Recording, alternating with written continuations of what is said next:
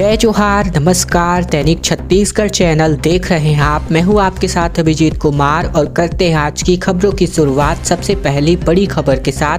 इससे पहले छत्तीसगढ़ से अगर आप और देखना चाहते रोजाना छत्तीसगढ़ के समाचार तो नीचे लाल कलर का सब्सक्राइब बटन दिया है, जिसे दबाकर चैनल को आपको सब्सक्राइब करना है। पहली बड़ी खबर, जहां पर प्रधानमंत्री आवास योजना के हितग्राहियों के खाते में अब पैसे ट्रांसफर कर दिए गए हैं। पूरी अपडेट हम आपके लिए लेकर आए हैं।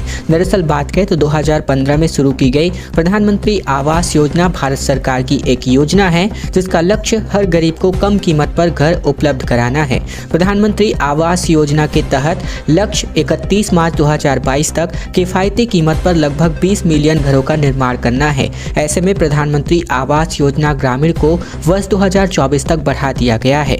पक्के घरों का कुल लक्ष्य भी संशोधित करके 2.95 करोड़ घर कर दिया गया है। ऐसे में छत्तीसगढ़ में हितग्राहियों को प्रधानमंत्री आवास योजना के तहत राशि वितरित होनी शुरू हो चुकी है।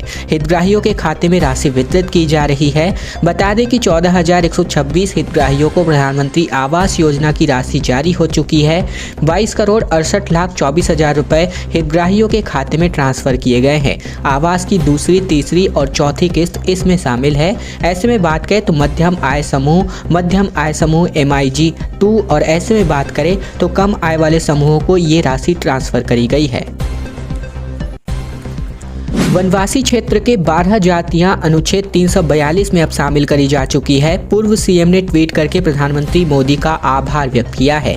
दरअसल वनवासी क्षेत्र की 12 जातियों को लोकसभा में बिल पास करके अनुच्छेद 342 में शामिल करने के लिए पूर्व मुख्यमंत्री डॉक्टर रमन सिंह ने प्रधानमंत्री मोदी के प्रति आभार व्यक्त किया है।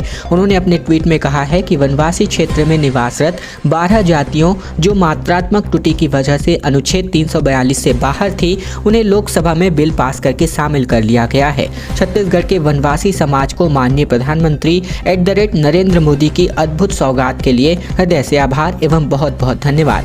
बता दें कि जैसा कि आप सभी इस लिस्ट के माध्यम से देख सकते हैं, गोंड से लेकर के गढ़वा, धनगढ़, बिछिया, साथ ही कोंड, इसके अलावा भारिया भूमिया, साथ ही पंडो जनजाति, साथ ही नगेसिया, धनवार, सौरा और सवर, इसके अलावा बात करें तो कोड़ाकू और कोरकू को भी इस जनजाति में जो अनुच्छेद 342 है इसमें शामिल किया जा चुका है।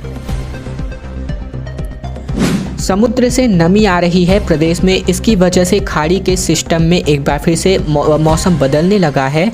रायपुर समेत मैदानी इलाकों में ठंड में हल्की कमी भी दिखाई दे रही है। दरअसल बंगाल की खाड़ी में सक्रिय सिस्टम के कारण छत्तीसगढ़ में एक बार फिर से नमी आने लगी है। इसका असर बस्तर, रायपुर और दुर्ग संभाग पर ज्यादा दिखने लगा है। इस वजह से राजधानी रायपुर समेत मैदानी इलाकों में ठंड में हल्की कमी आई है। हालांकि उत्तर से ठंडी हवा अभी भी आ रही है, जिससे सरगुजा और बिलासपुर संभाग के उत्तरी हिस्सों में रात का तापमान कम है। मैनपाट और कवर्धा के चिल्फी जैसे पहाड़ों पर सुबह ओस भी जम रही है, लेकिन मैदानी में इलाकों में ठंड के साथ हल्की धुंध भी आ चुकी है।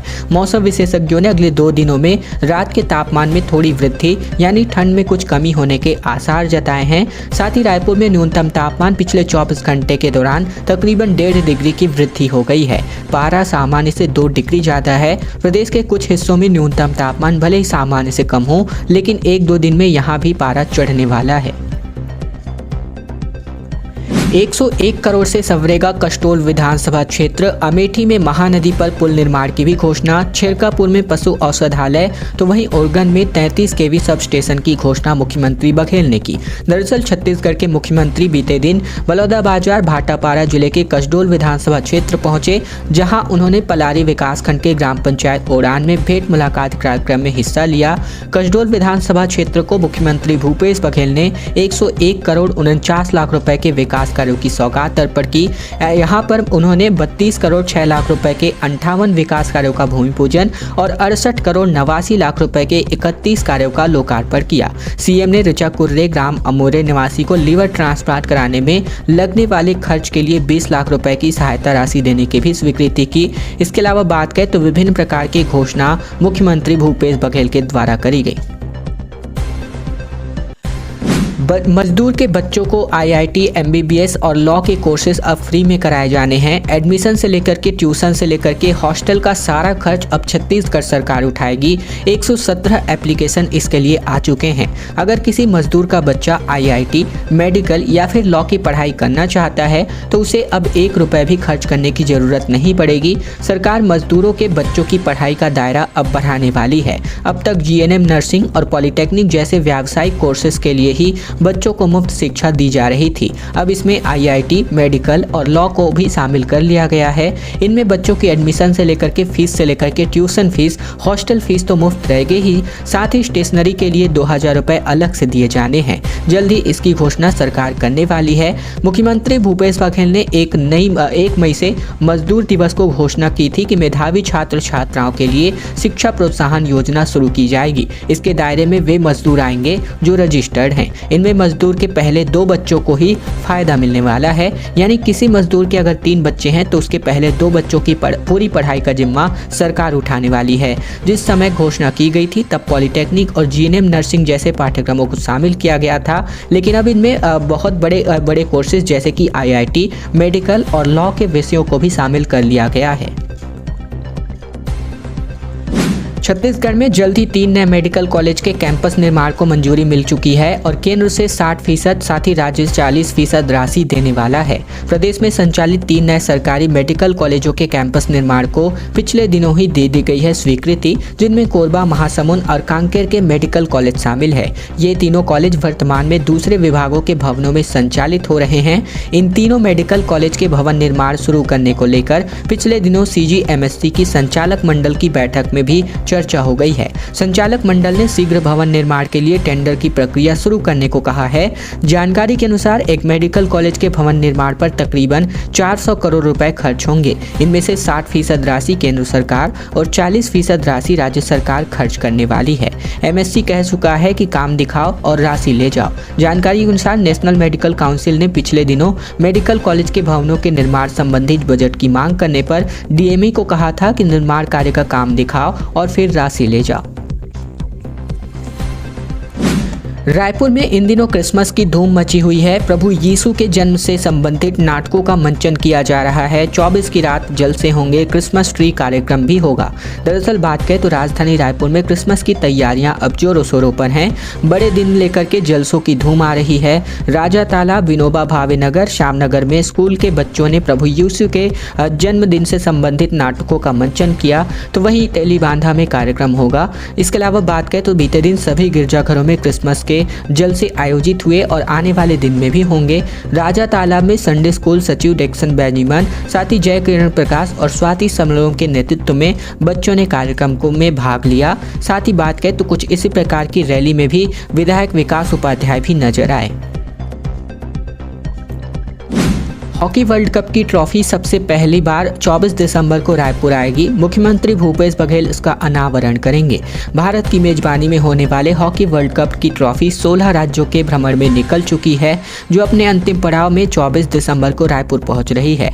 हॉकी वर्ल्ड कप के इतिहास में यह पहला मौका है जब ट्रॉफी रायपुर भ्रमण के लिए आ रही हो। ट्रॉफी बेंगलुरु से सुबह 9 बजे फ्लाइट से रायपुर के स्वामी विवेकानंद एयरपोर्ट पहुंचेगी, जहां पर बैंड बाजे के साथ स्वागत किया जाएगा। फिर ट्रॉफी को मुख्यमंत्री निवास लाया जाएगा, जहां सुबह 10:30 बजे मुख्यमंत्री भूपेश बघेल ट्रॉफी का अनावरण करेंगे। इस अवसर पर खेल मंत्री उमेश पटेल, छत्तीसगढ़ हॉकी संघ और अन्य खेल संघों के पदाधिकारी व खिलाड़ी उपस्थित रहेंगे। उल्लेखनीय है कि हॉकी वर्ल्ड कप का आयोजन 13 से 29 जनवरी तक भुवनेश्वर और राउरकेला, ओडिशा की मेजबानी में होनी है।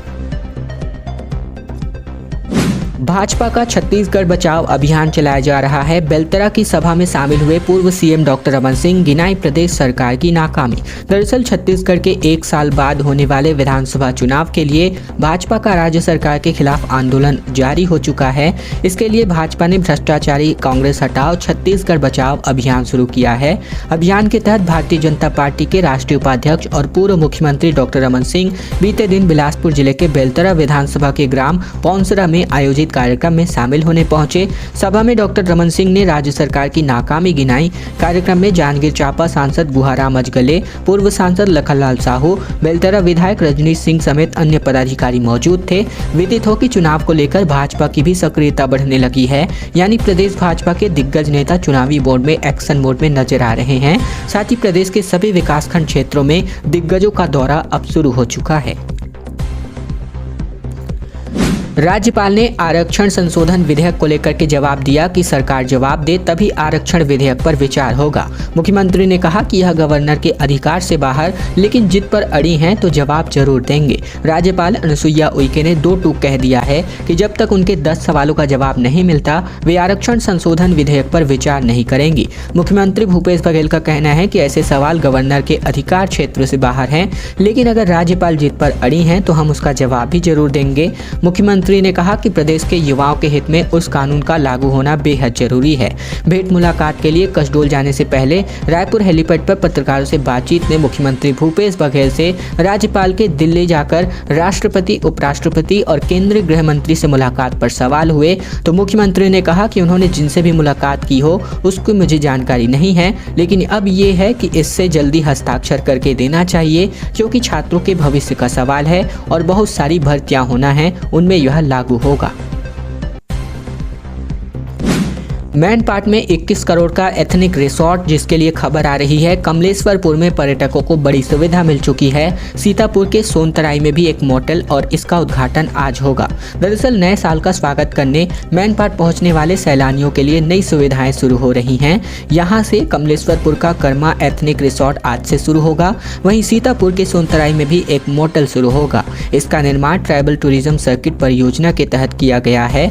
गृह और पर्यटन मंत्री ताम्रध्वज साहू व स्वास्थ्य मंत्री टी.एस. सिंहदेव इन दोनों का उद्घाटन करने वाले हैं। पर्यटन विभाग के अधिकारियों के मुताबिक ट्राइबल टूरिज्म सर्किट के तहत मैनपाट में कमलेश्वरपुर में इको एथनिक टूरिज्म डेस्टिनेशन के रूप में कर्मा एथनिक रिसोर्ट को विकसित किया गया है। यह रिसोर्ट जो है सरगुजा क्षेत्र के ग्रामीण परिवेश की थीम पर 21 करोड़ 37 लाख रुपए की लागत से तैयार हुआ है।